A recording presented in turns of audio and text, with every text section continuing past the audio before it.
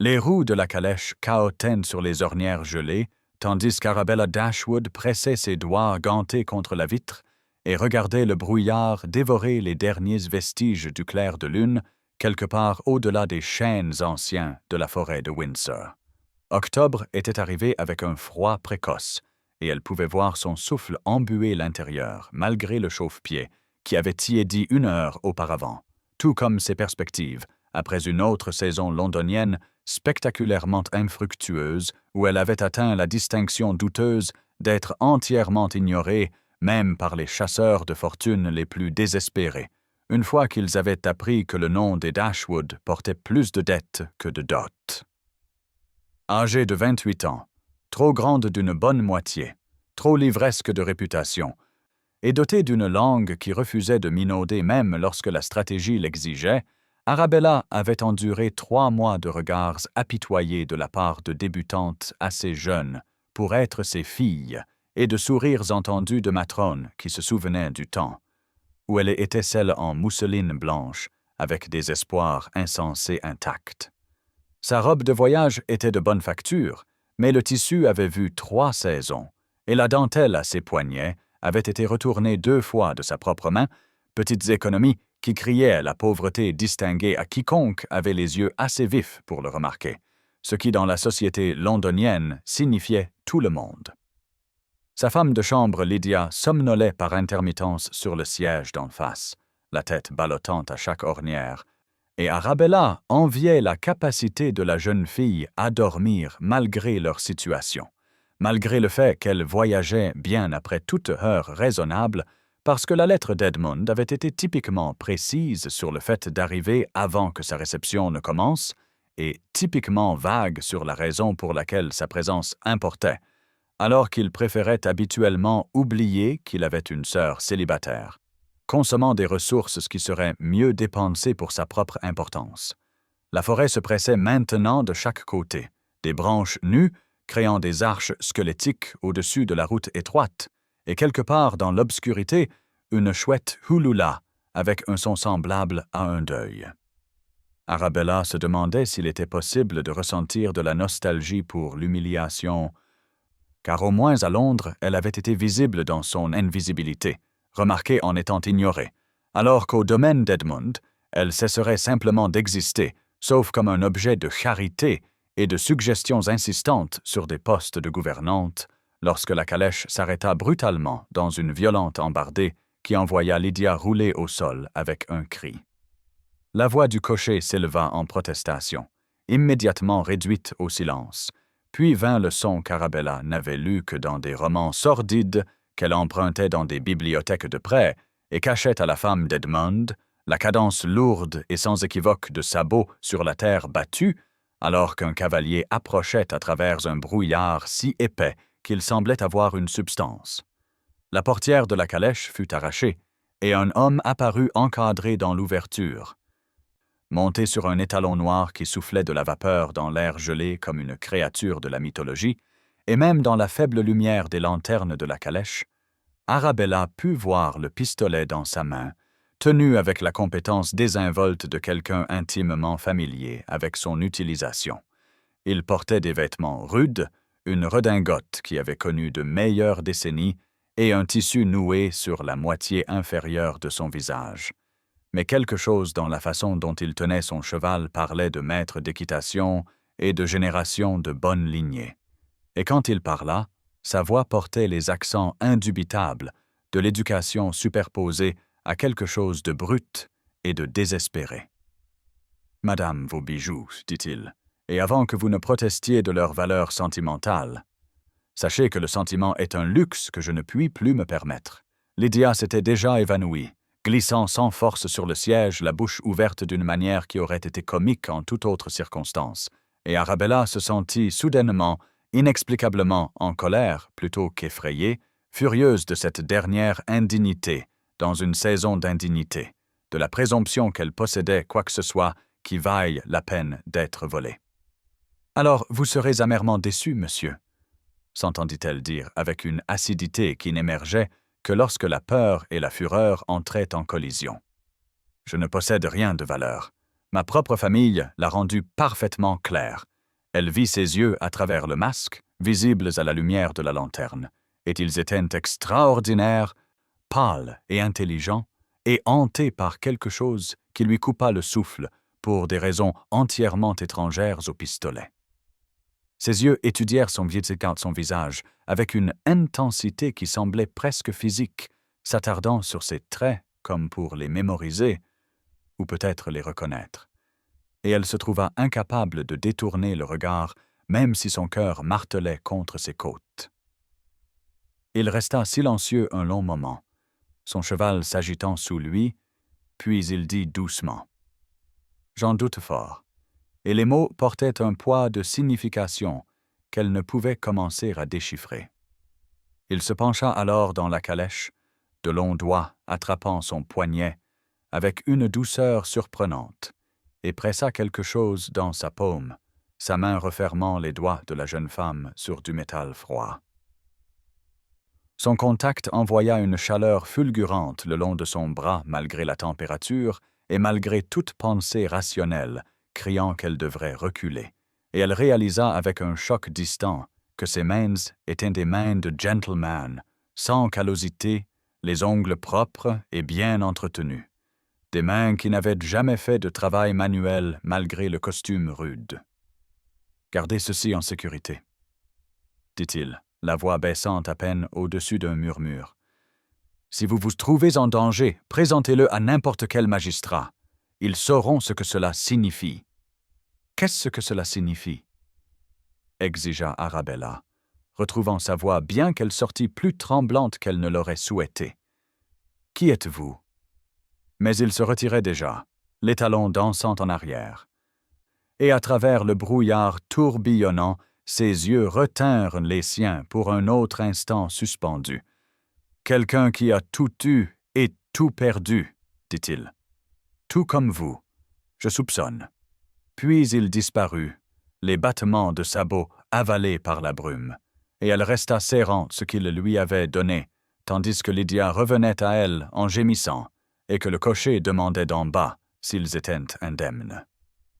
Arabella ne répondit pas immédiatement, déroulant plutôt ses doigts pour fixer ce qui reposait dans sa paume, et son cœur sembla s'arrêter complètement. La bague était en or massif, indubitablement cher, sertie d'une pierre d'un bleu profond qu'elle pensa être un saphir, et gravée d'un blason qu'elle reconnut bien qu'elle n'eût jamais évolué dans des cercles assez élevés pour le voir de près. Le blason des Wentworth. Le blason ducal d'une famille si loin au-dessus de la sienne qu'ils auraient aussi bien pu habiter des planètes différentes, appartenant à un duc qui avait disparu de la société 3 ans auparavant dans des circonstances murmurées sur des tons scandalisés à chaque rassemblement. Frederick Wentworth, autrefois l'homme le plus désirable d'Angleterre, maintenant disparu et que l'on disait mort, ou ayant fui sur le continent, ou vivant dans la disgrâce selon les ragots auxquels on croyait. Et voici sa chevalière pressée dans sa main par un bandit de grand chemin au langage éduqué et au port aristocratique et aux yeux qui suggéraient qu'il savait précisément ce que signifiait tout perdre. Arabella referma ses doigts sur la bague, alors que Lydia se redressait en balbutiant à propos de meurtrier et de viol, et sentit quelque chose bouger dans sa poitrine, une sorte de résignation se fissurant comme de la glace sur un étang gelé. Le vol lui avait pris son réticule avec sa poignée de pièces et la broche en camée qui avait été celle de sa mère, des objets dont la perte lui serait vivement ressentie étant donné sa situation, mais le bandit de grand chemin lui avait laissé quelque chose d'infiniment plus précieux et infiniment plus dangereux. Un mystère, un lien avec le scandale, et le souvenir étrange et brûlant de ses yeux hantés étudiant son visage comme si elle comptait, comme si elle possédait une valeur au-delà des dots et des perspectives de mariage, et de toutes les mesures par lesquelles les femmes, comme elle, étaient jugées et trouvées insuffisantes. Le cocher appelait de nouveau d'en bas, et Lydia exigeait qu'il rebrousse chemin immédiatement, et Arabella glissa la bague dans la poche de sa robe de voyage, où elle reposa lourde et chaude contre sa hanche, et pour la première fois depuis des mois, elle sentit autre chose qu'une résignation lasse. Elle se sentait curieuse, vivante, consciente que la forêt enveloppée de brouillard et le mystérieux bandit de grand chemin et l'impossible bague l'avaient en quelque sorte sortie du sillon étroit que sa vie avait creusé et l'avait déposée sur un territoire entièrement inexploré. Et bien qu'elle sût qu'elle devrait être terrifiée, bien que chaque règle de bienséance exigeât qu'elle signale l'incident et remette la bague aux autorités, elle se surprit à espérer avec une soudaine et féroce intensité que cette étrange rencontre de minuit était un commencement plutôt qu'une fin, une porte qui s'ouvrait plutôt qu'une qui se fermait, une invitation dans une histoire qui pourrait enfin être la sienne. Prenez un instant pour vous abonner à notre chaîne et laissez un commentaire pour nous dire d'où vous regardez et quelle heure il est. C'est toujours fascinant de voir jusqu'où voyagent ces histoires à travers le monde. Merci. Le manoir d'Ashwood s'élevait de la campagne du Somerset, avec l'élégance déterminée d'une famille s'accrochant à la respectabilité par les ongles, plus petit que les grands domaines, mais décoré avec goût d'une manière qui suggérait que la riche épouse d'Edmund avait insisté sur certaines normes.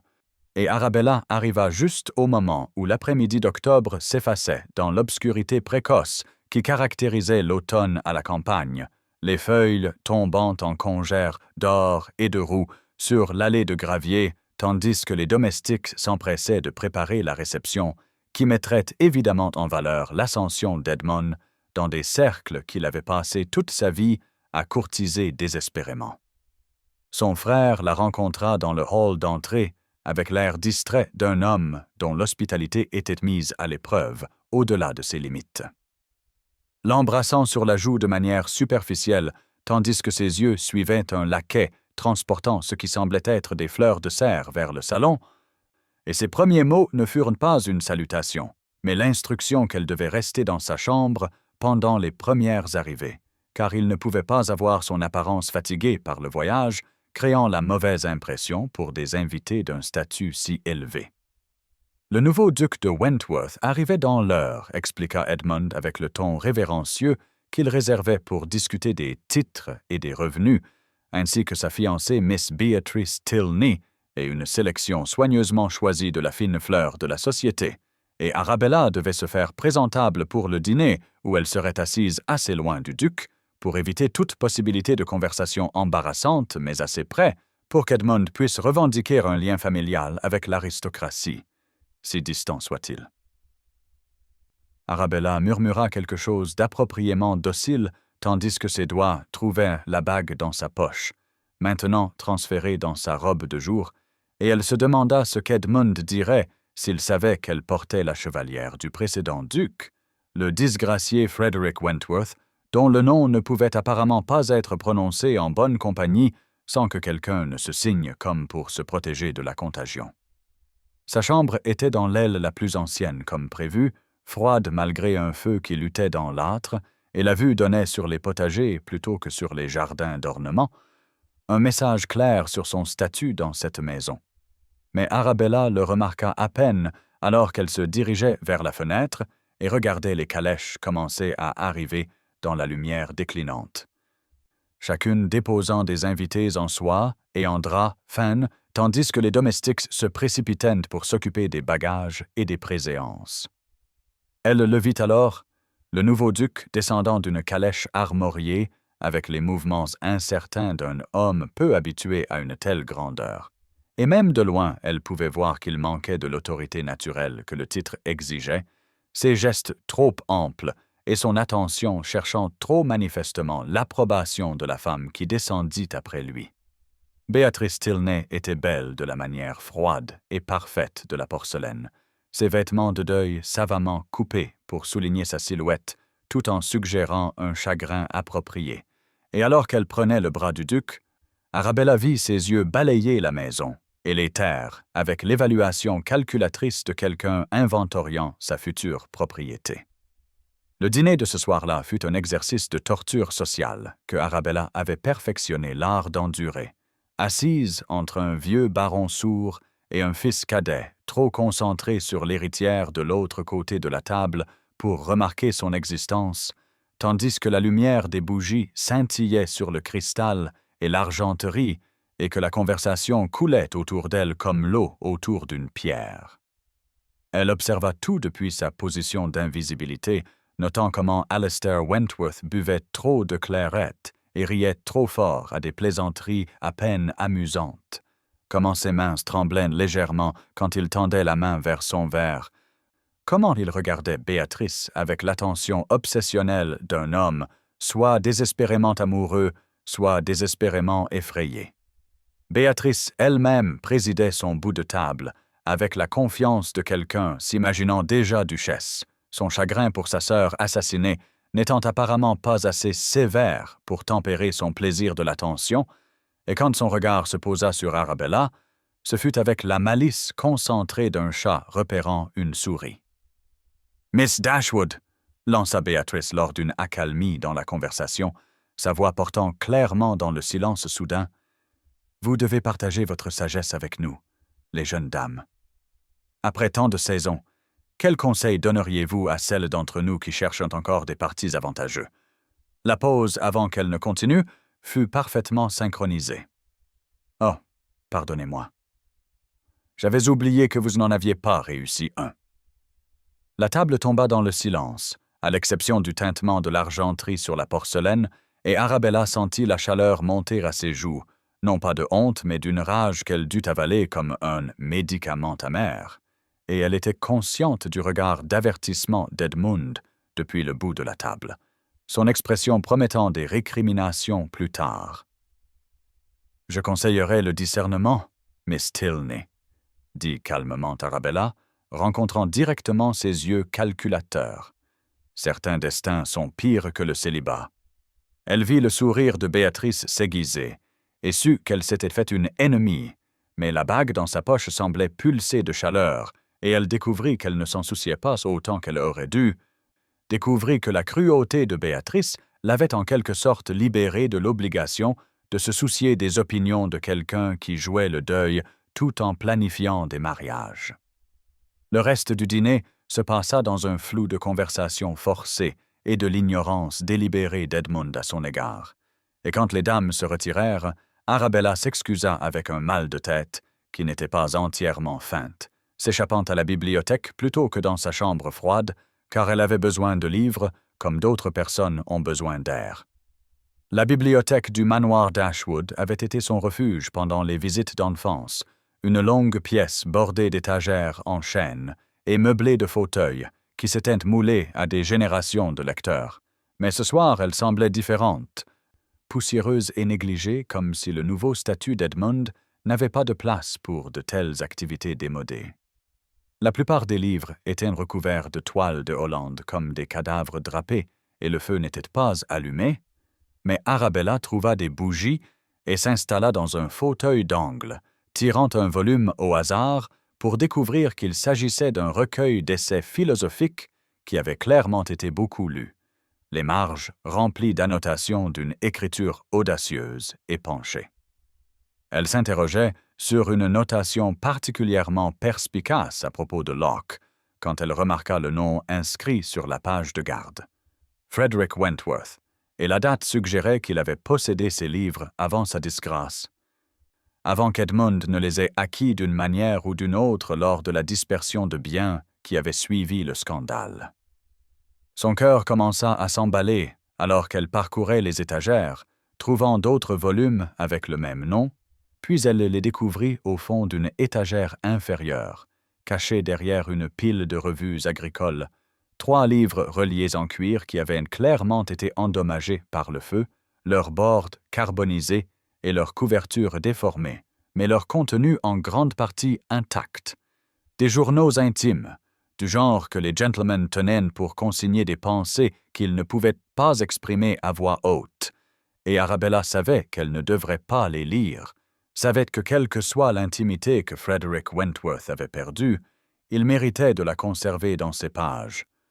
Mais ses doigts ouvraient déjà le premier volume, et ses yeux consumaient déjà les mots écrits de cette même main audacieuse.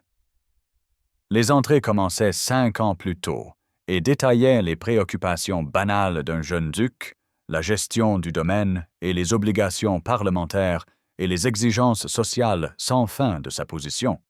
Mais progressivement, le ton changea pour devenir quelque chose de plus révélateur, de plus brut.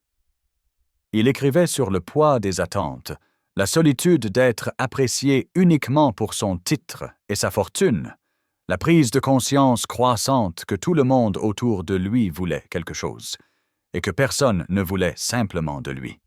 Et Arabella sentit des larmes piquer ses yeux, car elle comprenait cette isolation jusqu'à la moelle. Comprenait ce que signifiait être réduite à une seule qualité et trouvée insuffisant. Puis vinrent des entrées sur Henrietta Tilney, la cour qui était plus une négociation qu'une romance, les fiançailles qui satisfaisaient tout le monde sauf les parties concernées, et les mots étaient dévastateurs dans leur honnêteté. « Je dois épouser Henrietta dans 15 jours », avait-il écrit dans une entrée datée de 3 semaines avant le scandale. Elle est belle, bien élevée et totalement malheureuse. Tout comme moi. Nous sommes tous deux prisonniers des attentes, et je crains ce que nous pourrions devenir l'un pour l'autre, geôliers et captifs, tour à tour.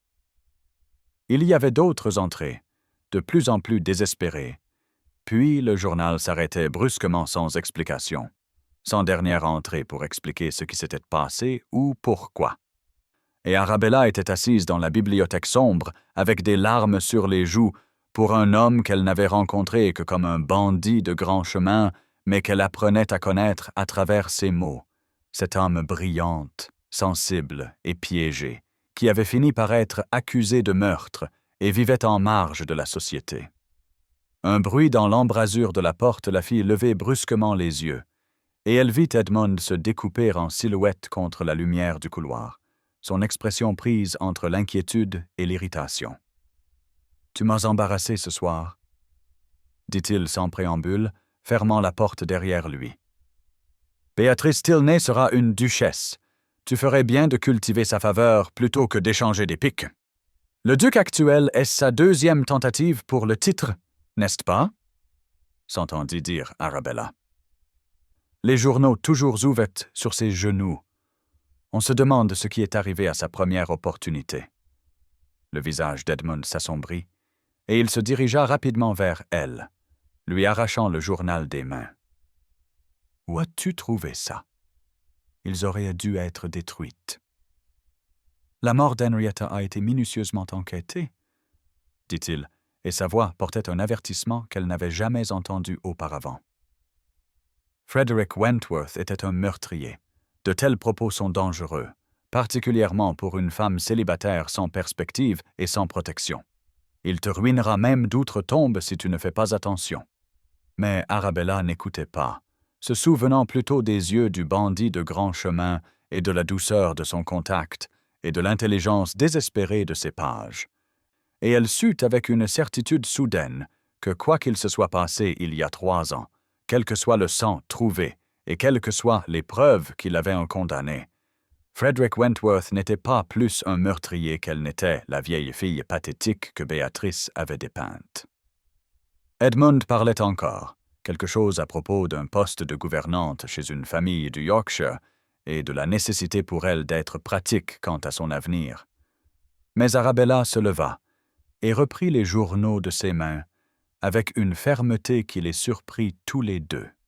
« Ceux-ci appartiennent à quelqu'un, » dit-elle tranquillement, « et j'ai l'intention de les rendre. » Puis elle passa devant lui en direction de sa chambre froide dans l'ancienne aile, les journaux serrés contre sa poitrine et la bague brûlant dans sa poche. Et elle sut qu'elle avait franchi une ligne invisible ce soir, qu'elle avait cessé d'être la créature invisible et ignorée, qui acceptait l'humiliation comme son dû et était devenue à la place quelqu'un qui posait des questions et exigeait des réponses, et refusait de croire que l'histoire officielle était la vraie, et bien qu'elle sût que cette transformation entraînerait des conséquences qu'elle ne pouvait encore imaginer, elle savait aussi qu'il n'y avait pas de retour possible à la sécurité de la résignation, pas maintenant qu'elle avait senti l'alternative s'agiter dans son sang comme le printemps après un hiver sans fin. Le sommeil se révéla impossible après que Béatrice Tilney eut annoncé au dessert qu'Arabella ferait une excellente dame de compagnie pour la vieille Lady Morland, qui avait besoin de quelqu'un d'assez instruit pour lire à haute voix, mais pas assez séduisant pour détourner l'attention de l'importance de sa ladyship, et les invités assemblés avaient ri derrière leurs éventails, tandis qu'Edmund hochait la tête comme si c'était un compliment, plutôt qu'une autre humiliation calculée conçue pour rappeler à Arabella sa place dans l'ordre social. Elle s'était à nouveau excusée tôt, prétextant le mal de tête qui devenait son compagnon constant, mais au lieu de se retirer dans sa chambre froide, elle se retrouva à enfiler son manteau le plus lourd par-dessus sa chemise de nuit et à descendre l'escalier de service dans la nuit d'octobre, poussée par une agitation qui ressemblait à de la folie, par le besoin de respirer un air qui n'avait pas été empoisonné par de faux rires et une cruauté calculatrice. Les jardins du manoir Dashwood n'étaient pas étendus, mais ils avaient été conçus dans un esprit romantique, tout en sentiers sinueux et grottes cachées, et une fontaine centrale dont les nymphes de marbre versaient de l'eau en une cascade sans fin qui masquait le son et créait de l'intimité. Et Arabella marcha sans destination à travers des parterres de roses, mourant de leur mort annuelle, les pétales se dispersant sur le givre qui scintillait comme de la poussière de diamant au clair de lune. Ses cheveux pendaient librement dans son dos, sans chaperon et indécents, et elle savait qu'elle devrait se soucier des convenances, mais découvrit qu'elle avait épuisé sa capacité à s'en soucier quelque part, entre l'annonce de Béatrice et le signe de tête approbateur d'Edmund. Découvrit que la bague dans sa poche était devenue un talisman contre le genre de résignation qui menait à des postes de dame de compagnie et à une lente suffocation dans la maison de quelqu'un d'autre. Elle se tenait près de la fontaine, une main traînant dans une eau assez froide pour piquer, quand elle entendit les pas derrière elle, et se retourna pour trouver le bandit de grand chemin émergeant des ombres d'un Apollon de marbre, et cette fois elle n'eut pas peur, mais fut plutôt remplie d'une joie féroce qui la choqua par son intensité. « Vous êtes revenu ?» dit-elle simplement, et le regarda entrer dans le clair de lune avec cette même grâce aristocratique qui l'avait marqué lors du vol, grand et large d'épaules sous les vêtements rudes, son visage toujours masqué mais ses yeux visibles et fixés sur elle avec une expression qu'elle ne pouvait nommer. « Je n'aurais pas dû, » répondit-il, la voix rauque comme si les mots lui coûtaient quelque chose. « Vous devriez être à l'intérieur, en sécurité et au chaud, et aussi loin de moi que possible. Mais nous y sommes. » Arabella plongea la main dans la poche de son manteau et en retira la bague, la tenant en l'air pour que l'or et le saphir captent le clair de lune. « Nous y sommes en effet, » dit-elle, « et je pense qu'il est temps que vous me disiez la vérité, votre grâce. » Elle le vit s'immobiliser, vit quelque chose comme de la douleur traverser la partie visible de son visage. Puis, lentement, délibérément, il leva la main et retira le masque, révélant des traits qu'elle reconnut d'après des portraits qu'elle avait vus dans ses recherches. D'après la miniature qui avait été reproduite dans les feuilles de Scandale 3 ans auparavant. Frederick Wentworth était beau d'une manière austère, tout en angles vifs et en yeux intelligents, mais ce qui la frappa ne fut pas son apparence, mais plutôt la vulnérabilité de son expression, la façon dont il la regardait, comme si elle tenait tout son avenir entre ses mains et qu'il se préparait à ce qu'elle l'écrase. « Vous êtes soit le duc de Wentworth, soit un fou, » dit Arabella, gardant sa voix stable malgré la façon dont son cœur martelait contre ses côtes. « Probablement les deux, la plupart du temps, j'avoue que je ne sais pas lequel, » répondit Frederick, et quelque chose comme de l'humour vacilla dans ses yeux avant de s'estomper. « Me croyez-vous? Que je suis qui je prétends être, ou que je ne suis pas un meurtrier? »« Les deux, » dit Arabella. Et elle s'approcha, étudiant son visage au clair de lune, voyant l'épuisement et le désespoir et une sorte de solitude qui faisait écho à la sienne. « J'ai lu vos journaux. L'homme qui a écrit ces mots ne pourrait tuer personne. Mais j'ai aussi appris que le désespoir change les gens. Je suis désespéré, Miss Dashwood, dit doucement Frederick, et elle vit ses mains se crisper à ses côtés comme s'il se retenait de la toucher. Assez désespéré pour vous impliquer dans quelque chose qui pourrait détruire ce qui reste de votre réputation. Je n'aurais pas dû venir ce soir. Je devrais vous laisser à votre vie sûre et prévisible et cesser de vous entraîner dans mon cauchemar. Et pourtant vous êtes venu, insista Arabella. Pourquoi? Pourquoi me donner la bague? Pourquoi apparaître maintenant, dans le jardin de mon frère, alors que vous auriez pu simplement disparaître? Frederick resta silencieux un long moment, l'eau de la fontaine étant le seul son entre eux, et quand il parla, sa voix était à peine plus qu'un murmure.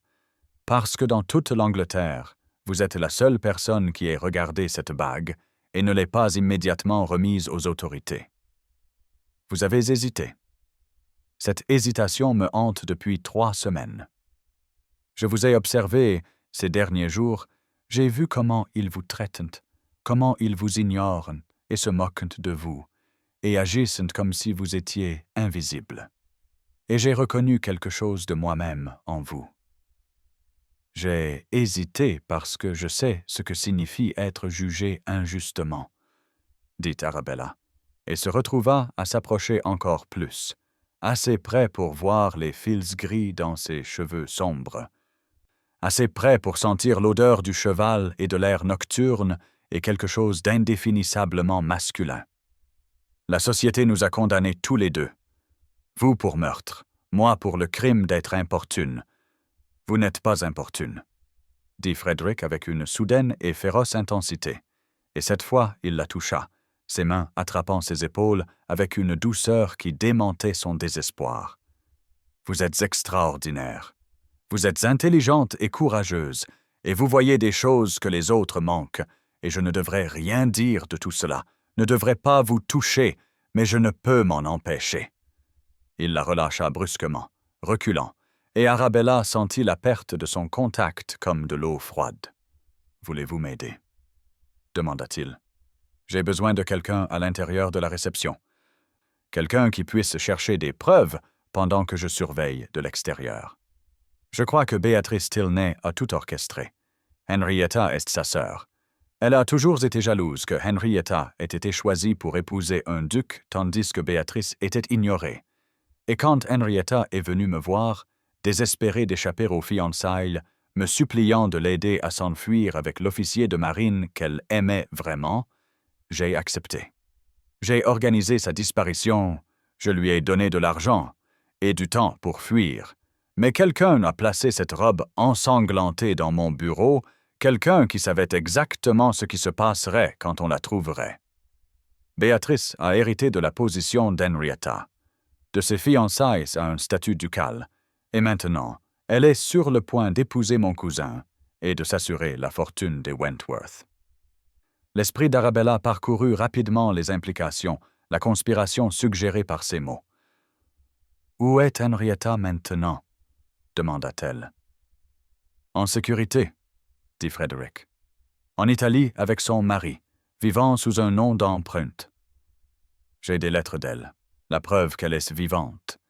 Mais cela prouve seulement que je l'ai aidée à disparaître. Cela ne prouve pas que je ne l'ai pas assassinée, ne lave pas mon nom ni ne restaure mon titre. J'ai besoin de preuves de qui m'a piégé et pourquoi. J'ai besoin de prouver l'implication de Béatrice. Et vous pensez que je peux trouver ces preuves » dit lentement Arabella. « Oui, » répondit Frederick. « Vous êtes invisible pour eux, comme vous l'avez dit. Ils ne vous remarquent pas, ne surveillent pas leurs paroles en votre présence. Vous pouvez fouiller les chambres, surprendre des conversations, reconstituer ce qui s'est passé. Mais je vous demande de tout risquer. Si vous êtes prise, si votre implication avec moi est découverte, vous serez ruiné sans rédemption possible. » Arabella pensa au sourire cruel de Béatrice, au dédain désinvolte d'Edmund, au poste de dame de compagnie qui l'attendait comme une mort lente.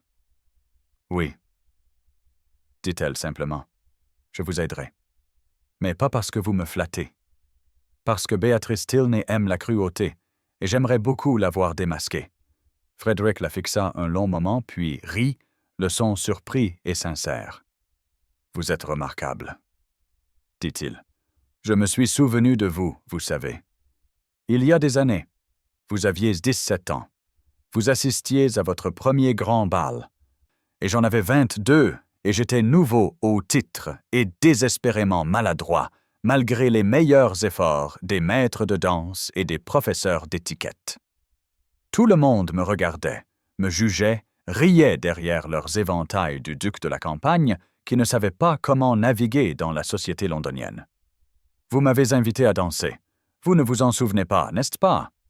Arabella fouilla sa mémoire et trouva une vague impression d'un bal, d'avoir eu pitié d'un grand jeune homme qui se tenait seul, l'air misérable, mais les détails s'étaient perdus avec le temps et l'accumulation d'humiliations ultérieures.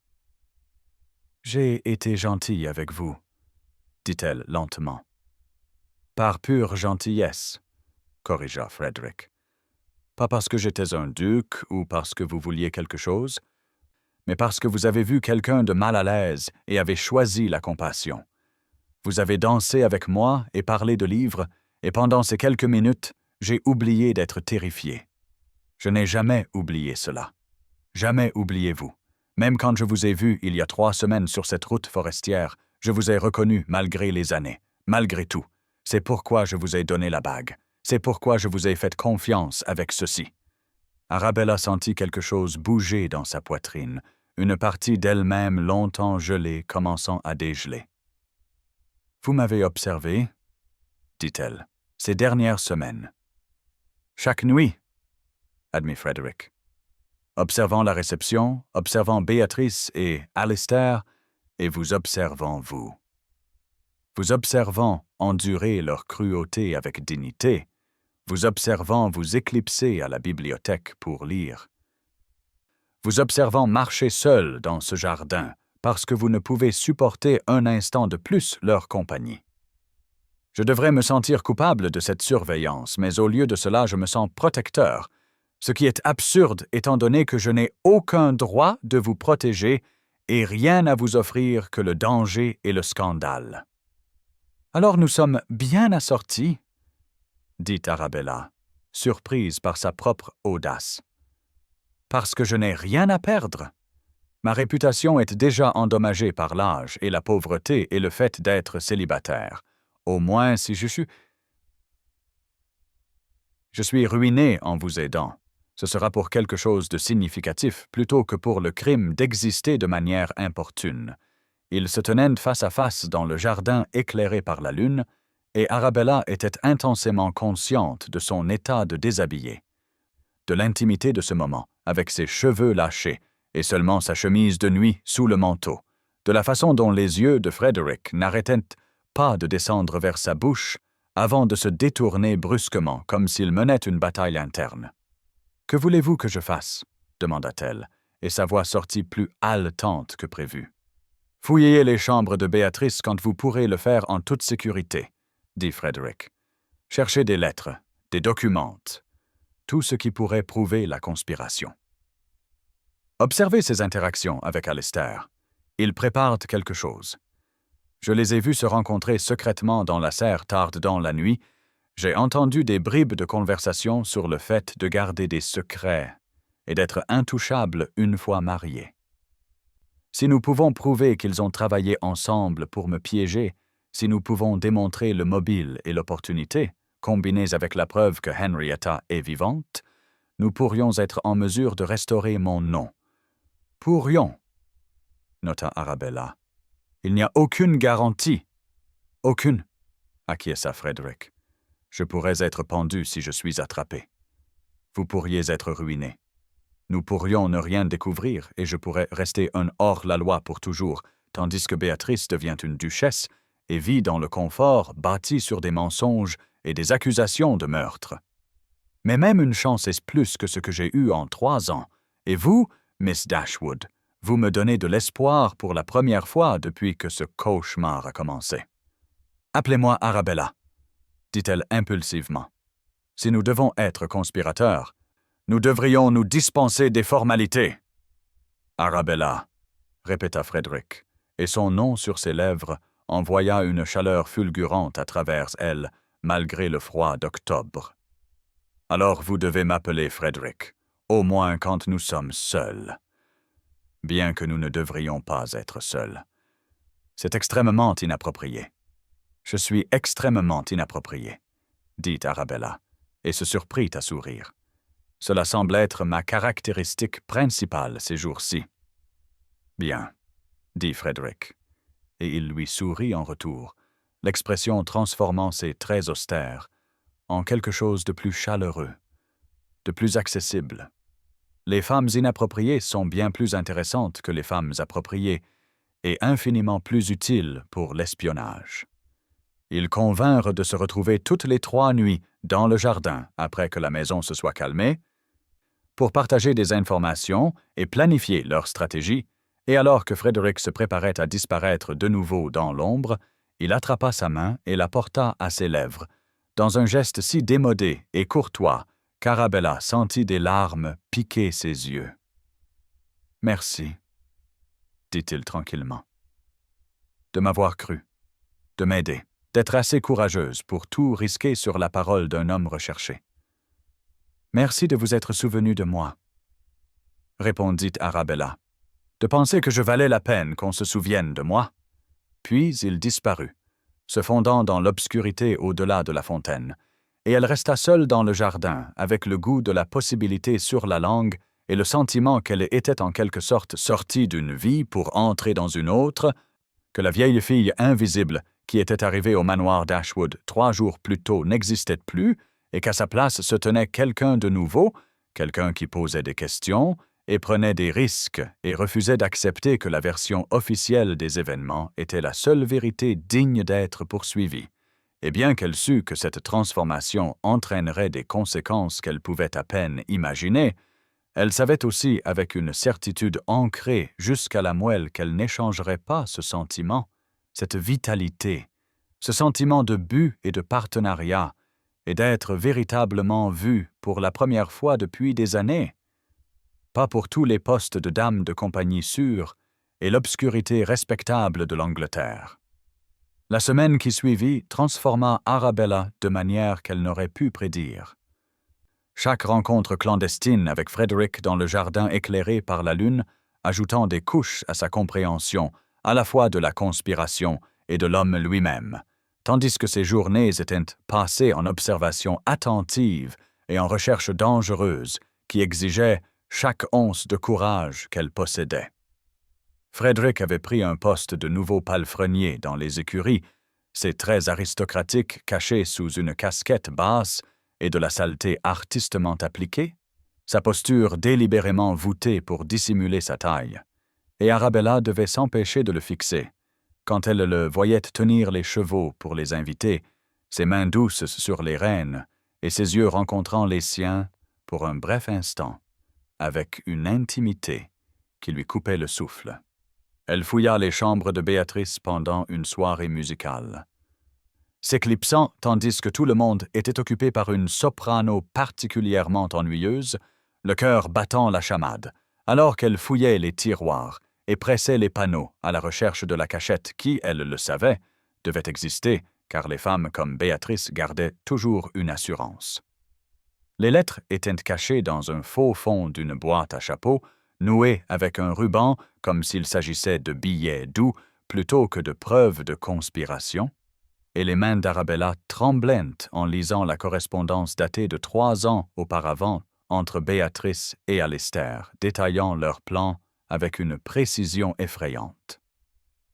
Alistair avait été l'héritier présomptif avant que Frédéric ne se marie et n'ait des enfants. Béatrice avait été ignorée au profit de sa sœur plus belle, et ensemble ils avaient élaboré un plan pour éliminer les 2 obstacles d'un coup en convainquant Henrietta de s'enfuir puis en accusant Frédéric de son meurtre. Les lettres discutaient du paiement à un domestique qui placerait la robe ensanglantée, mentionnaient les larmes de Béatrice alors qu'elle identifiait le vêtement comme appartenant à sa sœur, détaillaient comment ils attendraient une période respectable avant d'annoncer leur propre fiançailles une fois que Frédéric serait déclaré mort et qu'Alister hériterait. Arabella copia ce qu'elle put d'une écriture tremblante, replaça les originaux exactement comme elle les avait trouvés, et revint à peine à la soirée musicale avant que la soprano ne termine son assaut sur Mozart. Cette nuit-là dans le jardin, elle tendit ses notes à Frédéric et regarda son visage se durcir, alors qu'il lisait au clair de lune, regarda des années de douleur, de colère et de frustration impuissante se jouer sur ses traits, avant qu'il ne lève les yeux vers elle, avec quelque chose comme de la révérence. « C'est ça, » dit-il tranquillement. « Cela prouve la conspiration, prouve le mobile, prouve qu'ils ont travaillé ensemble. Mais nous avons encore besoin qu'Henrietta soit vivante et disposée à témoigner. Sinon, un tribunal pourrait arguer que les lettres prouvent seulement qu'Alister et Béatrice savaient qu'elle s'était enfuie, pas que je ne l'ai pas tuée après. »« Où est-elle » demanda Arabella. « Pouvez-vous la joindre » L'expression de Frédéric devint sombre. En Italie, comme je l'ai dit. Naples, vivant sous le nom de Madame James Cooper avec son mari officier de marine. J'ai son adresse. Je lui écris depuis 3 ans en la suppliant de se manifester, mais elle est terrifiée par la réaction de sa famille, terrifiée par le scandale, et elle est enceinte maintenant et ne veut pas risquer le voyage. J'irai moi-même, je la ramènerai, mais je n'ai pas de fonds pour le passage. Tout ce que je possédais a été saisi lorsque j'ai été déclaré mort. J'ai survécu en volant les voyageurs sur des routes isolées, prenant juste assez pour manger et loger mon cheval, mais je ne suis pas un bandit de grand chemin de formation, et le travail est dangereux et dégradant, et je déteste ce que je suis devenu. Vous survivez, dit Arabella avec force. Vous vous battez pour laver votre nom contre Vance et Marès. Il n'y a aucune honte à cela. Il y a de la honte à vous impliquer, répondit Frédéric, et sa main se leva pour toucher sa joue avec une douceur qui lui donna envie de pleurer. Vous risquez tout à chaque fois que vous fouillez une chambre, à chaque fois que vous me rencontrez ici. Si Edmund découvre ce que vous faites, si Béatrice se doute de quelque chose, ils vous détruiront. Je suis déjà détruite selon leurs normes, lui rappela Arabella. Trop vieille, trop pauvre, trop importune. Laissez-moi être utile au lieu d'être ornemental. Laissez-moi compter. Vous comptez pour moi, dit Frédéric, puis il l'embrassa, doucement et désespérément, avec un goût de solitude et de désir, et Arabella lui rendit son baiser avec 3 ans de résignation qui se consumait dans la chaleur d'être enfin désirée par quelqu'un qui la voyait vraiment. Ils se séparèrent, haletants, et Frédéric parut bouleversé. « Je n'aurais pas dû faire ça, » dit-il.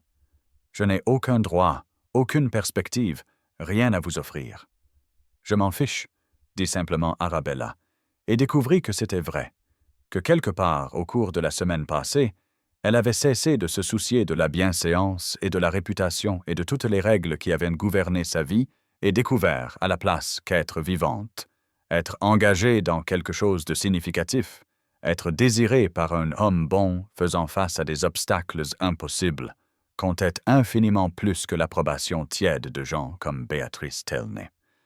La partie de chasse était la tentative d'Edmund d'impressionner le duc avec son hospitalité campagnarde, 40 invités en écarlate traditionnelle montés sur des chevaux empruntés au domaine voisin, puisque Edmund ne pouvait pas se permettre assez d'animaux de qualité lui-même. Et on avait assigné à Arabella une jument connue pour sa docilité, parce qu'Edmund ne pouvait pas risquer qu'elle l'embarrasse en tombant.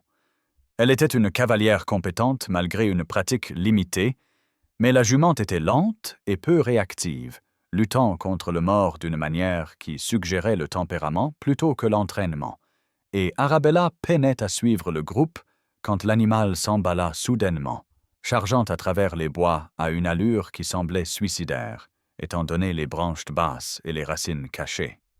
Elle entendit des cris derrière elle, sentit la selle glisser alors que la sangle se desserrait, et réalisa avec une terreur glaciale que ce n'était pas un accident, que quelqu'un avait saboté son harnachement, puis une branche attrapa son épaule et elle tomba, le sol se précipitant vers elle. Des bras puissants l'attrapèrent avant l'impact, un corps s'interposant entre elle et la terre, et elle se retrouva blottie contre la poitrine de Frederick alors qu'il roulait pour absorber l'élan, sa respiration rauque dans son oreille et ses bras verrouillés autour d'elle, avec une force désespérée. « Êtes-vous blessé ?» exigea-t-il, se reculant pour la regarder, ses mains parcourant ses bras et ses jambes à la recherche de blessures. « Arabella, regardez-moi. Êtes-vous blessé ?»« Vous m'avez appelé Arabella, » dit-elle à bout de souffle, choquée par la chute et par son apparition soudaine et par la façon dont son visage montrait une terreur nue pour elle. « Je vous appelle Arabella dans mon esprit depuis des semaines, » dit Frederick, et sa voix se brisa. « Pardonnez-moi, je ne devrais pas présumer, mais quand j'ai vu votre cheval s'emballer et la selle glisser, j'ai complètement cessé de penser. »« Ne vous excusez pas, » réussit à dire Arabella. « Je préfère de loin cela à Miss Dashwood. » Puis le reste de la partie de chasse arriva au galop dans la clairière, les chevaux s'arrêtant brusquement et les cavaliers descendant dans le chaos, et elle entendit les halètements de reconnaissance, alors qu'il voyait le visage de Frederick, la casquette perdue dans le sauvetage et ses traits exposés à la lumière de l'après-midi. « Mon Dieu, c'est Frederick Wentworth !» cria quelqu'un. Puis Béatrice se fraya un chemin à travers la foule, son visage tordu par un triomphe vengeur. « Saisissez-le !» cria-t-elle. « C'est un meurtrier. Il a enlevé Miss Dashwood. »« Ne soyez pas absurde, » dit Arabella. Et elle lutta pour se mettre debout, malgré la tentative de Frederick de la garder assise, malgré la douleur à son épaule et la façon dont le monde tanguait de manière alarmante. « Sa grâce m'a sauvé la vie. Les seuls criminels ici sont vous et votre co-conspirateur. » Elle sortit les lettres copiées de l'intérieur de sa veste d'équitation, où elle avait pris l'habitude de les garder, les pages maintenant froissées par la chute mais toujours lisibles, et elle les brandit pour que tous les voient. « Dois-je les lire à haute voix, Miss Tilney, ou allez-vous avouer ?» La clairière devint silencieuse, à l'exception du bruit des chevaux qui tapaient du pied, et, au loin, des aboiements des chiens, et le beau visage de Béatrice se déforma en quelque chose de laid et de désespéré. « Espèce de vieille fille pathétique et désespérée !» cracha-t-elle. « Vous me détruiriez pour un homme qui ne vous épousera jamais, parce qu'il n'a rien. Il a son honneur, » dit calmement Arabella, rencontrant ses yeux furieux sans ciller. « C'est infiniment plus que ce que vous possédez. Ces lettres prouvent que vous et Alistair avez conspiré il y a 3 ans pour éliminer les fiançailles de Frederick avec votre sœur, que vous avez convaincu Henrietta de s'enfuir, puis avez accusé Frederick de son meurtre pour qu'Alistair puisse hériter du titre et vous épouser à la place. Tout était prévu, tout était calculé, et vous vivez de mensonges depuis lors. »« Ce n'est pas, » commença Alistair, mais sa voix se brisa, et Arabella le vit regarder entre Béatrice et les invités assemblés avec l'expression d'un homme regardant son monde entier s'effondrer. « Ce n'est pas ce que ça semble être. C'était le plan de Béatrice, » dit-il, et les mots vinrent plus vite maintenant, paniqués et suppliants. « Tout.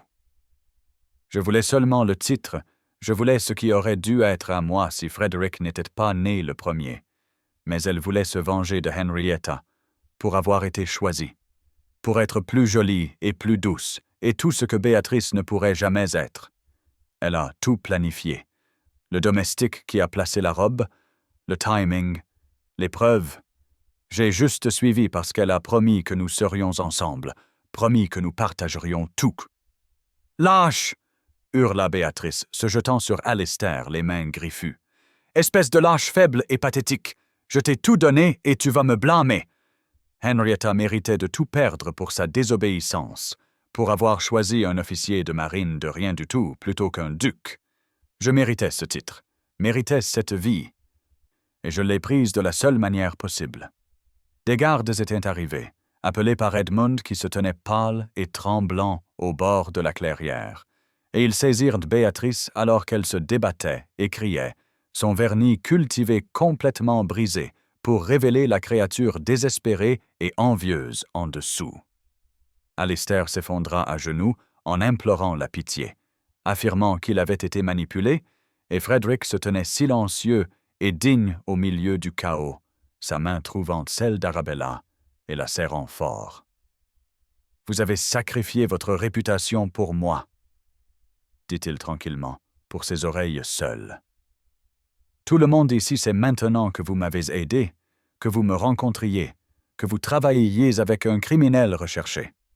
Ma réputation ne valait rien au départ, » répondit Arabella, serrant ses doigts. « Mais ceci, vous aider, combattre à vos côtés, cela a de la valeur. » Les suites furent un chaos et une confusion. Des magistrats convoqués de la ville la plus proche, des dépositions prises de toutes les personnes présentes, Béatrice et Alistair, tous deux arrêtés pour conspiration et fraude, tandis que Frederick était maintenu en ce qui équivalait à une assignation à résidence dans l'une des chambres d'amis d'Edmund en attendant l'enquête. Les lettres furent examinées par les autorités judiciaires, le témoignage d'Arabella consigné dans les moindres détails, et lentement, péniblement, la vérité émergea comme quelque chose longtemps enfoui voyant enfin le jour. Frederick avait été piégé, Henrietta était vivante, Béatrice et Alistair avaient conspiré pour le détruire pour leur propre avancement. Et le scandale qui éclata fit paraître les accusations initiales d'il y a 3 ans bien anodines en comparaison. Mais le titre de Frederick ne pouvait pas simplement être restauré sur la seule base de lettres et de témoignages, expliquèrent les avoués avec une précision bureaucratique exaspérante. Le Parlement devrait voter, Henrietta devrait être localisée et ramenée d'Italie pour témoigner en personne, le procès initial par contumace devrait être formellement annulé, et le processus pourrait prendre des mois, voire plus. Frederick était disculpé devant le tribunal de l'opinion publique, mais restait légalement mort. Ses domaines toujours gelés, sa fortune toujours inaccessible. Et Arabella le regardait lutter avec la connaissance que la justification n'était pas la même chose que la restauration. Edmund était horrifié et embarrassé à parts égales, furieux que sa réception soit devenue le théâtre d'un tel scandale, mais incapable de nier qu'Arabella avait joué un rôle déterminant dans la révélation de la vérité. Et sa femme suggéra froidement que peut-être les méthodes peu conventionnelles d'Arabella étaient moins dommageables que d'avoir continué à héberger des criminels sans le savoir. Les invités partirent dans un tourbillon d'excitation scandalisée, composant déjà les lettres qu'ils écriraient à leurs amis pour décrire les événements dramatiques, et le manoir d'Ashwood retomba dans un calme précaire, avec Frederick confiné dans sa chambre et Arabella confinée dans la sienne par décret d'Edmund qu'ils ne devaient pas être vus ensemble jusqu'à ce que la situation juridique soit résolue. Mais tard cette nuit-là, Arabella se glissa à travers les couloirs jusqu'à la porte de Frederick, frappa doucement et entra quand il ouvrit, l'air épuisé et vaincu. « Merci », dit-il simplement, et la serra dans ses bras avec un désespoir qui parlait de la terreur qu'il avait ressentie en la voyant tomber, du soulagement de la savoir en sécurité, de l'agonie de ne pas savoir ce qui allait suivre. Ils restèrent enlacés dans l'obscurité, et Arabella sentit son cœur battre contre le sien et sut que quoi qu'il arrive, quels que soient les processus juridiques qui avanceraient ou échoueraient, elle avait trouvé quelque chose au cours de cette semaine de danger, d'enquête et de rencontres de minuit, qu'elle n'échangerait pas pour tous les avenirs corrects, sûrs et respectables de l'Angleterre. Elle s'était trouvée elle-même, avait trouvé l'amour et trouvé un but. Et même si Frederick ne pouvait jamais l'épouser, même si son titre n'était jamais restauré et sa fortune restait gelée et qu'ils étaient forcés de vivre séparément dans le scandale et la pauvreté, elle choisirait quand même ce moment, ce sentiment, cette connaissance qu'elle comptait pour quelqu'un qui la voyait vraiment, plutôt que la mort lente des postes de dame de compagnie et de la tiède tolérance de la société. Les jours qui suivirent l'arrestation de Béatrice s'étirèrent en semaines d'attente angoissante, tandis que les avoués débattaient des précédents, que les magistrats demandaient des documents supplémentaires et que le Parlement se mouvait avec la lenteur glaciaire d'hommes dont le confort ne dépendait pas d'une résolution rapide. Et Frederick restait confiné au manoir d'Ashwood sous une surveillance lâche qui ressemblait plus à un purgatoire qu'à une libération, techniquement disculpé en vérité, mais légalement toujours mort, son titre en suspens et sa fortune gelée, et son avenir suspendu dans l'ombre, tandis que les bureaucrates brassaient des papiers et exigeaient le témoignage d'une femme qui vivait à l'autre bout du continent.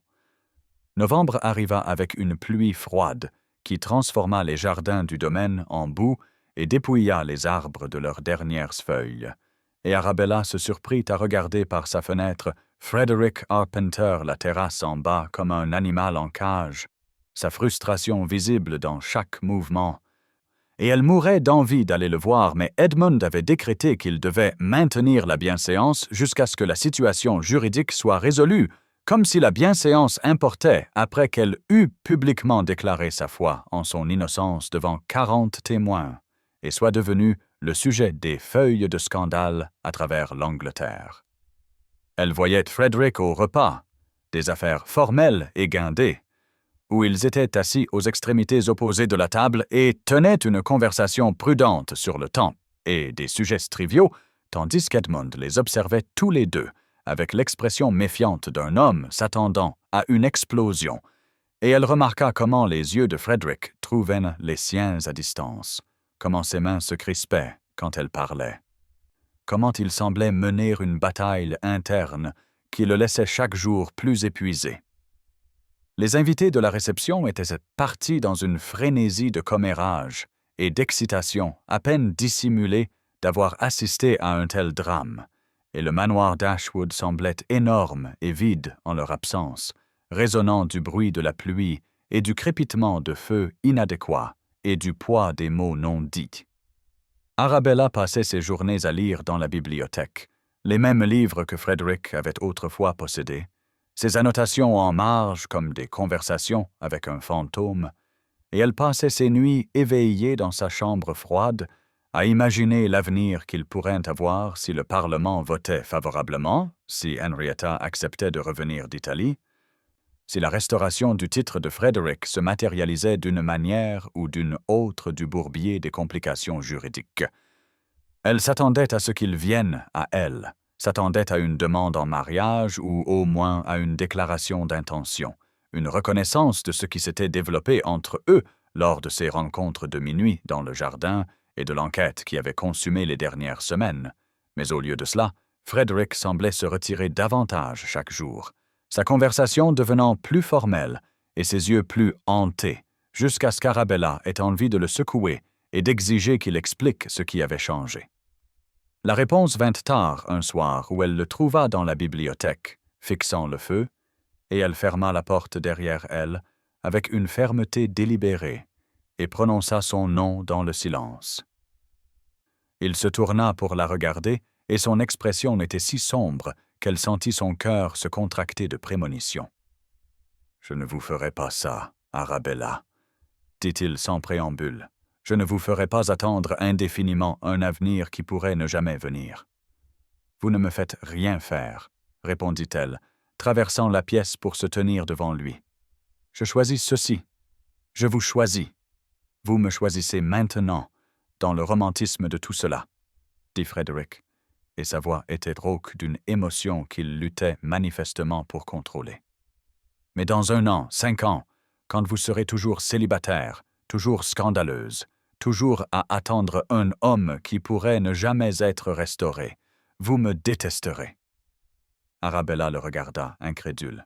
« Comment osez-vous me dire ce que je ressentirais ?» dit-elle, et la colère monta, chaude et bienvenue, dans ses veines.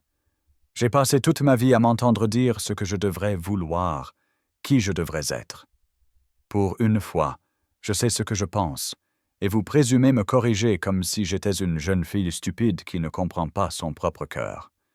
Et je connais le mien, » interrompit Frederick, et il prit ses mains, les serrant avec une force désespérée. « Je vous aime trop pour vous ruiner davantage. Si je retrouve tout, titre, Fortune et nom, je reviendrai et vous courtiserai comme il se doit. Mais je ne vous lierai pas à des promesses que je ne pourrai peut-être pas tenir. Je ne vous regarderai pas gaspiller votre jeunesse à attendre une restauration qui pourrait ne jamais arriver. Vous méritez mieux qu'un duc terni et une vie de chuchotement. Alors vous partez, dit Arabella. Et elle sentit quelque chose se briser dans sa poitrine, un espoir fragile qu'elle avait nourri malgré tous les arguments rationnels contraires. Comme tout le monde, vous avez décidé que je ne valais pas la peine. Vous valez tout, dit Frederick avec force. C'est pourquoi je vous laisse partir. C'est pourquoi je dois vous laisser partir, avant de vous piéger dans le désastre de ma vie et de voler les chances de bonheur que vous pourriez avoir. Puis il l'embrassa, un baiser d'adieu désespéré, et Arabella lui rendit son baiser avec une fureur et un chagrin d'amour entremêlés, goûtant le sel des larmes dont elle ne pouvait dire si elles étaient les siennes ou les siennes, et quand ils se séparèrent, il pressa son front contre le sien pour un instant suspendu avant de s'éloigner et de la laisser seule dans la bibliothèque avec le feu mourant et la pluie martelant contre les fenêtres.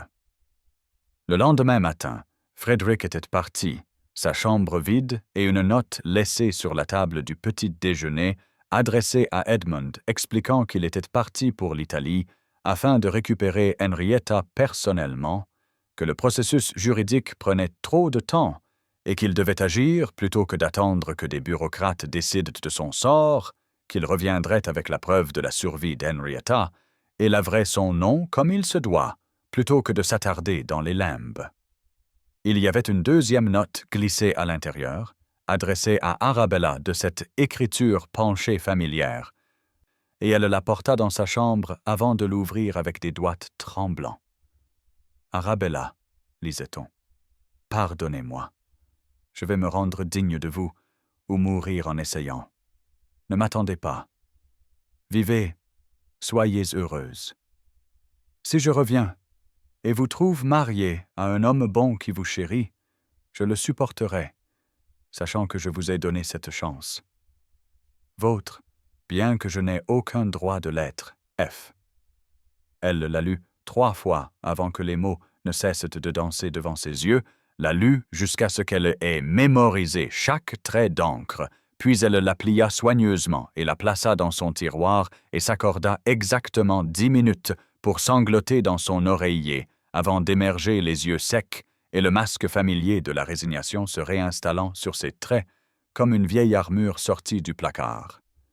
Les semaines suivantes passèrent dans un brouillard gris de pluie et de routine, et Arabella se retrouva à revenir à ses anciennes habitudes, redevenant invisible, dérivant à travers les repas et les conversations sans vraiment s'engager. Et elle détestait avec quelle facilité elle se glissait de nouveau dans ce rôle, détestait Frederick de l'avoir quitté, se détestait de s'en soucier, détestait toute la situation avec une intensité qui semblait être la seule véritable émotion qu'elle pouvait atteindre à travers l'engourdissement. Edmund était étonnamment compatissant, la trouvant un après-midi dans la bibliothèque et s'asseyant en face d'elle avec une douceur inhabituelle. « Je sais un peu ce que vous ressentez, » dit-il tranquillement. « Quand j'ai épousé Catherine, c'était pour l'argent. Père avait tout joué, voyez-vous. Le domaine, la dot de mère, tout. J'ai épousé pour nous sauver de la ruine complète, et Catherine le savait que je ne l'aimais pas, et j'ai passé 10 ans dans un mariage confortable, respectable et totalement sans amour. Je ne souhaite pas cela pour vous, mais je ne souhaite pas non plus que vous gaspilliez votre vie à attendre un homme qui pourrait ne jamais revenir. » Arabella le regarda avec une nouvelle compréhension, voyant pour la première fois la solitude sous son arrivisme social, la résignation qui faisait écho à la sienne. « Que voudriez-vous que je fasse ?» demanda-t-elle. « Lord Morland a fait une offre pour vous, » dit Edmund. « Il a 65 ans, veuf, gentil de la vie de tous. Il veut une compagne, quelqu'un d'instruit pour lui faire la lecture et gérer sa maison. Il offre un règlement généreux, Promets que vous serez traité avec respect. N'attends rien au-delà de la compagnie. C'est la sécurité, Arabella. La sûreté. Une position dans la société qui ne vous laissera pas dépendante de ma charité ou forcée à un rôle de gouvernante. À mon âge, dit Arabella d'un ton plat, avec ma réputation. Dites-le, Edmund. Edmund soupira. Je veux seulement que vous soyez en sécurité et installé. Wentworth pourrait ne jamais revenir. Même s'il revient, il n'y a aucune garantie que le Parlement restaurera son titre. Le processus pourrait prendre des années. Vous pourriez avoir 40 ans avant que quoi que ce soit ne se résolve. Et d'ici là, quel choix aurez-vous? Je sais, dit Arabella, et elle le savait tout cela avec une clarté brutale. Je sais tout cela. Et pourtant vous l'attendrez quand même, n'est-ce pas? Dit Edmund. Même si cela détruit votre dernière chance de mariage. Arabella ne répondit pas parce qu'elle ne connaissait pas la réponse, ne savait pas si la femme qui avait enquêté sur des conspirations, affronté des criminels et était tombée amoureuse d'un duc hors la loi pouvait se réconcilier avec l'offre gentille et sans passion de Lord Morland. Mais elle ne savait pas non plus si elle pourrait supporter d'attendre des années un homme qui avait choisi de la quitter, qui avait décidé sans consultation ce qui était le mieux pour son avenir, qui lui avait enlevé son pouvoir de décision au nom de la protection. Lord Morland rendit visite la semaine suivante, arrivant dans une calèche bien aménagée, avec des fleurs chères et de bon goût, et Arabella le reçut dans le salon, tandis qu'Edmund se faisait rare avec une intention évidente. Morland était exactement comme décrit, âgé mais droit, au visage aimable, lui parlant avec un respect sincère plutôt que la condescendance à laquelle elle s'était attendue. « Je comprends que ce n'est pas une demande romantique, Miss Dashwood, » dit-il doucement. « Je suis trop vieux pour de telles prétentions et vous êtes trop intelligente pour y croire. J'offre la compagnie, la sécurité et le respect. Mon domaine est confortable, ma santé est raisonnable pour mon âge, et je serais honoré d'avoir quelqu'un de votre éducation et de votre caractère comme épouse. Je n'attends rien au-delà de votre compagnie au repas et peut-être de l'aide pour la correspondance. Vous auriez vos propres appartements, vos propres activités, votre propre vie dans la structure du mariage.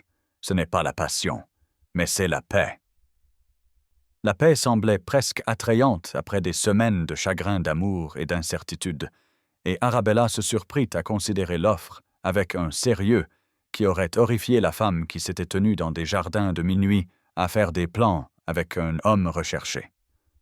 Ce que Lord Morland offrait était tout ce qu'on lui avait dit de vouloir depuis sa première saison ratée, tout ce qui était sensé, pratique et sûr. Et elle était si fatiguée d'être courageuse, si fatiguée d'espérer, si fatiguée de la douleur constante de l'absence de Frederick que certains matins, elle se réveillait et oubliait pourquoi elle se sentait vide jusqu'à ce que le souvenir revienne en force et lui coupe le souffle. Elle dit à Morland qu'elle considérerait son offre et il partit avec courtoisie et sans pression. Et Arabella resta seule dans le salon à regarder la pluie tomber en nappes sur les fenêtres et se demanda si c'était ainsi que l'amour mourait, non pas dans des gestes dramatiques, mais dans une lente érosion, dans des considérations pratiques usant les idéaux romantiques, jusqu'à ce qu'il ne reste plus que le choix sensé. Ce qu'elle ne savait pas, c'est que Frederick lui avait écrit des lettres envoyées de Douvres avant qu'il ne s'embarque, et de Paris pendant son voyage vers le sud, des lettres détaillant ses progrès et son amour et son espoir désespéré qu'elle attendrait malgré ses instructions contraires. Des lettres qui arrivèrent au manoir Dashwood et furent interceptées par Edmund, qui les lut avec une inquiétude croissante, et prit la décision de les cacher, croyant protéger sa sœur d'un faux espoir, de l'agonie d'attendre une restauration qui pourrait ne jamais venir, croyant dans son cœur pragmatique que l'offre de Lord Morland était meilleure pour son avenir que les promesses d'un duc légalement mort voyageant à travers l'Europe avec de l'argent emprunté sans aucune garantie de succès. Les lettres s'accumulèrent dans le tiroir du bureau d'Edmund, tachées d'eau par leur voyage, remplies de l'écriture soignée de Frederick, détaillant sa recherche d'Henrietta et sa certitude qu'il reviendrait pour réclamer Arabella comme il se doit. Et elle ne sut jamais qu'elles existaient, ne sut jamais qu'il ne l'avait pas simplement abandonnée, mais qu'il travaillait désespérément pour se rendre digne d'elle. Et son ignorance nourrit son désespoir et fit paraître la proposition pratique de Lord Morland de plus en plus comme la seule voie sensée à suivre.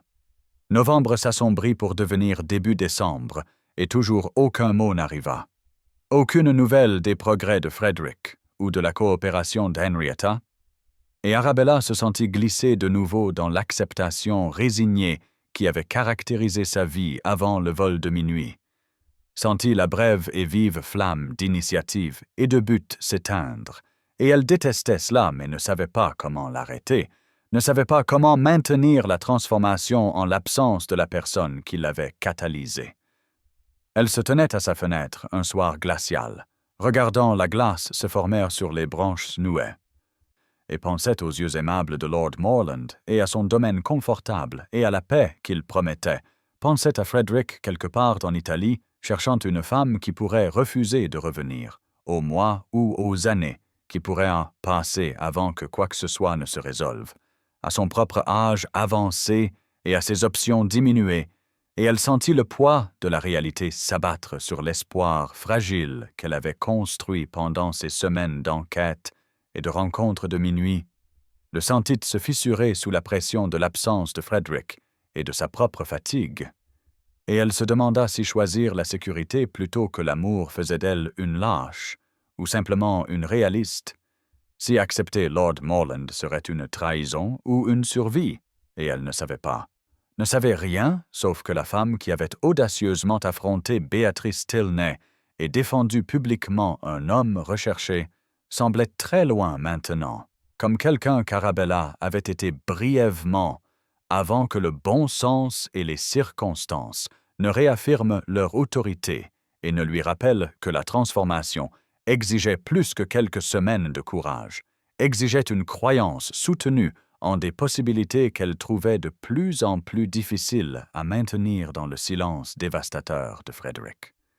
Février arriva avec la promesse réticente du printemps, quelque part au-delà des ciels gris et du froid persistant, et Arabella existait dans un état d'animation suspendue, n'acceptant ni ne refusant la proposition patiente de Lord Morland, dérivant simplement à travers des jours qui semblaient identiques et également dénués de sens, la femme vibrante qui avait enquêté sur des conspirations et affronté des criminels s'effaçant dans la mémoire comme un rêve à moitié oublié au réveil.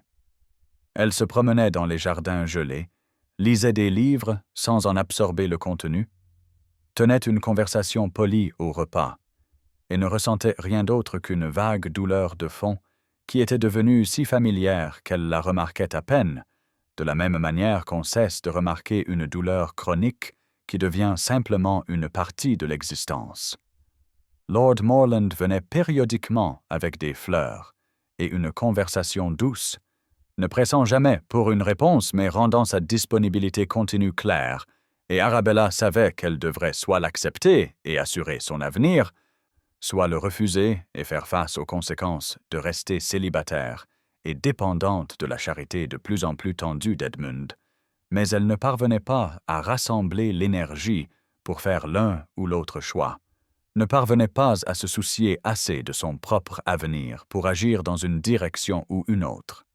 Edmund l'observait avec une inquiétude presque tendre, ce frère qui l'avait si négligemment ignoré auparavant, et parfois elle le surprenait à la regarder avec quelque chose comme de la culpabilité, mais il ne disait rien, et elle ne demandait rien, et ils continuaient leur danse prudente autour de la vérité qu'elle mourait lentement à l'intérieur de la combinaison de l'abandon de Frederick et de sa propre incapacité à retrouver le courage qu'elle avait brièvement possédé. Puis, un mardi après-midi de la mi-février, un cavalier arriva de Londres avec des nouvelles qui se répandirent dans la maison comme une traînée de poudre, les domestiques chuchotantes, et Edmund sortant de son bureau l'air stupéfait, et quand il trouva Arabella dans la bibliothèque, son expression était compliquée au-delà de toute description. « Frederick Wentworth est revenu d'Italie, » dit-il sans préambule, « avec Henrietta Tilney, vivante et disposée à témoigner. Le Parlement a voté hier pour restaurer son titre et ses domaines. Il est de nouveau le duc de Wentworth, entièrement réintégré, sa fortune dégelée, son nom lavé de toutes les charges. » Le livre qu'Arabella faisait semblant de lire glissa de ses doigts, et elle sentit son cœur, cet organe qu'elle avait cru engourdi au-delà de toute réaction, marteler soudainement contre ses côtes, avec une intensité douloureuse. « Il est de retour, » réussit-elle à dire. « Il a réussi. Il l'a fait, » confirma Edmund. « La société est en émoi. Toutes les jeunes femmes éligibles de Londres se positionnent déjà pour attirer son attention. Les carnets de Paris dans les clubs sont pleins de spéculations sur l'héritière qu'il courtisera pour réparer ses finances après 3 ans d'exil. Il devra bien se marier stratégiquement, choisir quelqu'un qui apporte des relations politiques et une dot substantielle pour compenser les années de revenus perdus. » Arabella sentit quelque chose se briser en elle, et elle reconnut que c'était le dernier espoir fragile qu'elle avait protégé malgré tous les arguments rationnels contraires. La croyance insensée que si Frederick revenait avec succès, il reviendrait pour elle.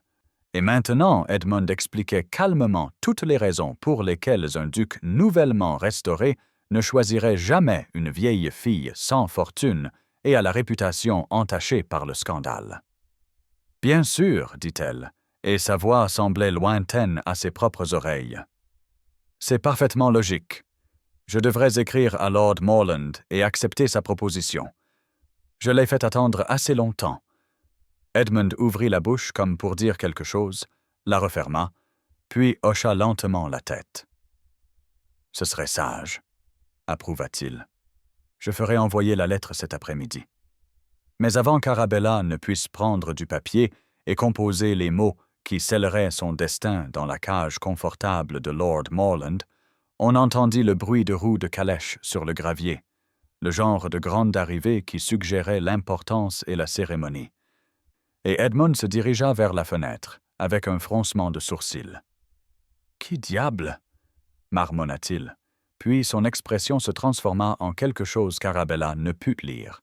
« C'est Wentworth, » dit-il. « Frederick est ici. » Les minutes suivantes se passèrent dans un flou de confusion et de protocole, les domestiques se précipitant pour recevoir le duc comme il se doit, Edmund se hâtant de se changer pour une tenue plus formelle, et Arabella restant figée dans la bibliothèque tandis que son esprit refusait de traiter ce qui se passait. Pourquoi Frederick viendrait ici, ce qu'il pourrait bien vouloir? Elle entendit sa voix dans le hall d'entrée, cet accent éduqué maintenant soutenu par l'autorité ducale. Entendit la salutation embarrassée d'Edmund, puis Edmund était à la porte de la bibliothèque, lui faisant signe de les rejoindre dans le grand hall. « Il demande à vous voir, » dit Edmund, et son expression était étrange. « Nous deux, en fait. Formellement. » Arabella suivit sur des jambes qui semblaient peu fiables, lissant sa robe avec des mains qui tremblaient, et émergea dans le grand hall pour trouver Frederick Wentworth debout en grande tenue ducale, un manteau parfaitement taillé et une cravate immaculée, et la chevalière qu'elle lui avait rendue maintenant bien à son doigt, et il avait toute l'allure du puissant aristocrate qu'il était né pour être, à l'exception de ses yeux, qui trouvèrent les siens à travers l'espace, et contenaient une expression d'un espoir si désespéré que son souffle se coupa. « Votre grâce, » dit Edmund avec la formalité excessive d'un homme incertain de sa position.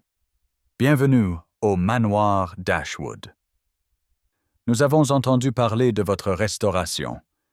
Les félicitations sont de rigueur. »« Merci, » répondit Frederick, mais son regard ne quitta jamais le visage d'Arabella. « Je suis ici pour demander la permission de courtiser votre sœur, avec l'intention de demander sa main en mariage, si elle me trouve acceptable. » Le silence qui suivit fut absolu, à l'exception du tic-tac de l'horloge du hall, et Arabella sentit le monde basculer comme si la réalité s'était soudainement réorganisée en une configuration qu'elle ne pouvait comprendre. Edmund se reprit le premier.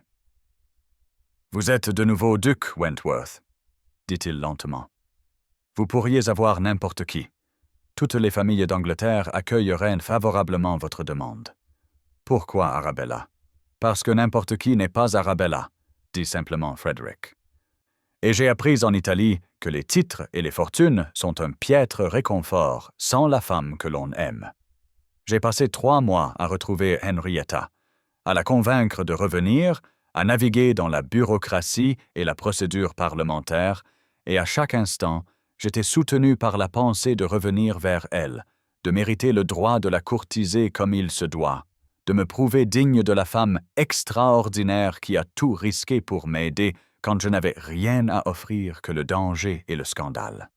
L'expression d'Edmund passa par plusieurs émotions, avant de se fixer sur quelque chose comme la compréhension, et il plongea la main dans la poche de son manteau et en retira une épaisse liasse de lettres nouées avec de la ficelle.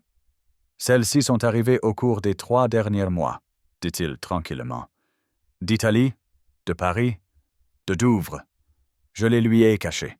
Je pensais la protéger d'un faux espoir, de l'agonie d'attendre quelque chose qui pourrait ne jamais arriver. J'avais tort. » Frederick devint très pâle. « Vous avez gardé mes lettres ?» dit-il, et sa voix était dangereusement douce. « Chaque semaine, j'ai écrit, déversant mon cœur sur le papier, la suppliant d'attendre, lui disant que je revenais, et vous les lui avez cachées. »« Je pensais que c'était pour le mieux, » dit Edmund sur la défensive. « Lord Morland avait fait une excellente offre, et je croyais que la sécurité pratique valait mieux que l'incertitude romantique. Je vois maintenant que je pensais à ma propre commodité plutôt qu'à son bonheur. » Arabella traversa le hall et prit les lettres de la main d'Edmund avec des doigts qui tremblaient. Et elle défit la ficelle et commença à lire.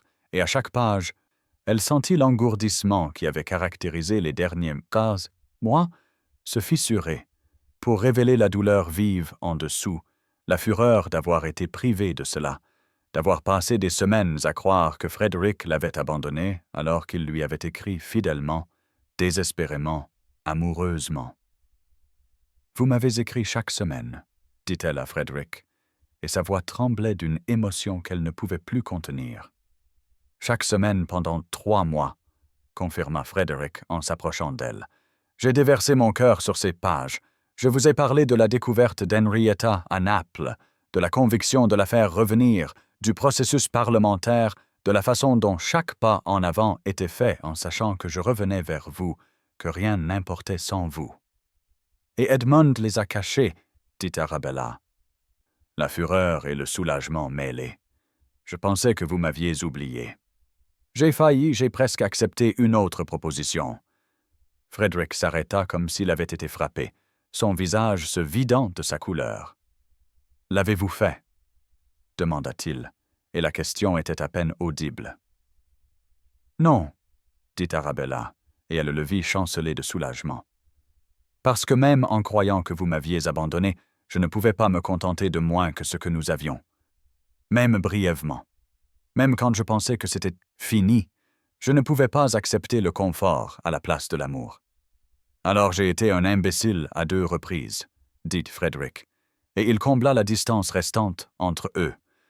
Une fois pour être parti, pour avoir pris la décision sans vraiment vous consulter, pour avoir supposé que je savais ce qui était le mieux pour votre avenir. Et encore une fois, pour ne pas m'être assuré que mes lettres vous parvenaient, pour ne pas avoir confirmé que vous les aviez reçues, pour vous avoir laissé dans le silence alors que vous méritiez une réassurance quotidienne.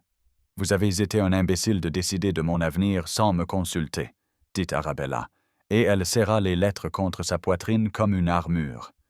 Si vous voulez me courtiser, Frederick, vous le ferez d'égal à égal. Pas comme un duc condescendant à sauver une vieille fille. Pas comme un homme qui pense savoir mieux que moi ce dont j'ai besoin, ce que je veux ou ce que je peux endurer. J'ai passé toute ma vie à m'entendre dire quoi faire, qui être, de quoi me contenter. Si nous devons avoir un avenir, il sera bâti sur le partenariat, sur le respect mutuel, sur la compréhension que je ne suis pas une créature fragile qui a besoin de protection, mais plutôt une femme qui s'est montrée capable de courage, d'action et de choix. Frédéric la fixa, puis, lentement, merveilleusement, il sourit. « Vous avez changé, dit-il. « Vous m'avez aidé à changer, répondit Arabella. Puis vous êtes parti avant de voir ce que vous aviez créé. Maintenant, vous devez courtiser cette version de moi. La femme qui connaît sa valeur et refuse de la compromettre. La femme qui a enquêté sur des conspirations, affronté des criminels et vous a publiquement défendu quand le monde entier vous croyait coupable. Si vous voulez cette femme, vous devrez la mériter. Ce sera mon plus grand honneur, dit Frédéric. Et il prit sa main et la porta à ses lèvres, avec le même geste courtois qu'il avait utilisé dans le jardin des mois auparavant. Je vous courtiserai comme il se doit, publiquement, avec toute l'attention et la dévotion que vous méritez. Je vous prouverai, à vous et à toute la société, que vous êtes la seule femme que je pourrais jamais vouloir, la seule partenaire digne de se tenir à mes côtés. La cour qui suivit ne ressembla à rien de ce que la société londonienne avait vu depuis des années, un duc nouvellement restauré au pouvoir et à la fortune, choisissant de poursuivre publiquement une femme qui, selon toutes les mesures conventionnelles, aurait dû être indigne de son attention, et les feuilles de scandale s'en donnèrent à cœur joie avec des spéculations, des commentaires et un étonnement à peine dissimulé. Frédéric se rendait quotidiennement au manoir d'Ashwood avec des fleurs, des livres et une conversation réfléchie, emmenait Arabella en promenade publique à travers Hyde Park, où tout le monde pouvait les voir ensemble, assistait à des salons littéraires et à des expositions, parce qu'elle les appréciait plutôt que parce qu'ils faisaient avancer ses intérêts politiques, et rendit absolument clair par la parole et les actes que son choix était délibéré, permanent et totalement indifférent aux attentes sociales. Arabella s'épanouit sous cette attention comme une plante longtemps privée de soleil, et elle observa avec satisfaction comment les mêmes femmes qui l'avaient rejetée comme invisible se bousculaient maintenant pour devenir son amie. Comment les matrones qui l'avaient considérée comme incasable prétendaient maintenant avoir toujours vu son potentiel. Comment la société réécrivait l'histoire pour faire paraître leur union inévitable plutôt qu'improbable. Lord Morland retira sa proposition avec grâce et de sincères vœux de bonheur, et Arabella apprit des mois plus tard qu'il avait trouvé le bonheur avec une veuve de son âge qui partageait son amour du jardinage et de la musique classique. Et elle en fut heureuse pour lui, heureuse que sa gentillesse ait trouvé sa juste récompense. Après un mois de cours qui sembla à la fois terriblement lent et exaltantement parfait, Frédéric organisa un bal à Wentworth House, l'immense domaine qui avait été fermé pendant son exil, maintenant restauré à sa gloire, avec des lustres flamboyants, des musiciens jouant et 500 invités rassemblés pour célébrer son retour dans la société. Et Arabella se tenait dans la salle de bal vêtue d'une robe d'un saphir profond qui correspondait à la pierre de la chevalière, et se sentit plus belle qu'elle ne l'avait jamais été de toute sa vie. Non pas à cause de la robe, mais à cause de la façon dont Frédéric la regardait, comme si elle était la seule personne dans la pièce bondée, comme si tout ce pourquoi il s'était battu avait été pour ce moment. Le bal battait son plein lorsque Frédéric demanda le silence, se tenant au centre de la salle de bal avec Arabella à ses côtés, et les invités assemblés se turent avec l'attention avide de personnes sentant un drame sur le point de se dérouler. « Je vous ai donné cette bague une fois dans l'obscurité, anonymement, sans le courage de vous réclamer ouvertement, » dit Frédéric, et sa voix porta clairement à travers le vaste espace, alors qu'il retirait la chevalière de son doigt et la brandissait pour que tous la voient. « Je l'offre à nouveau, maintenant, à la lumière, devant tout Londres. » Puis il s'agenouilla devant elle, là, devant 500 témoins, et Arabella sentit des larmes piquer ses yeux à ce geste, à cette vulnérabilité publique, à ce renversement complet de ce vol de minuit, où il avait été masqué et désespéré, et où elle n'avait été qu'une victime de plus. Arabella Dashwood, dit Frederick, et sa voix était stable malgré l'émotion visible sur son visage. Vous êtes la femme la plus courageuse, la plus intelligente, la plus extraordinaire que j'ai jamais connue. Vous avez vu de la valeur en moi quand j'étais un criminel recherché. Vous vous êtes battu pour moi quand j'étais impuissant. Vous m'avez attendu quand je vous ai donné toutes les raisons de ne pas le faire.